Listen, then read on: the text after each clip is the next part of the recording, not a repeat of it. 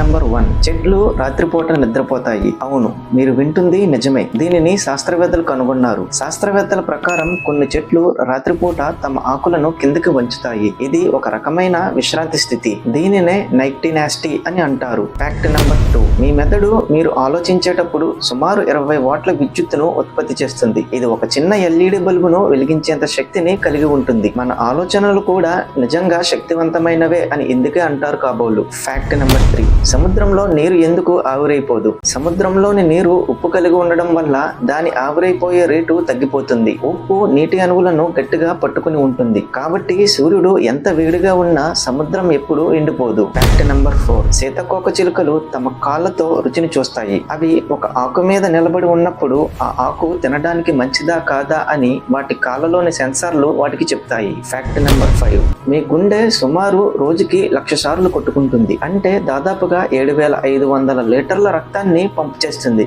ఇది ఒక సాధారణ స్విమ్మింగ్ పూల్ నిండేంత రక్తంతో సమానం.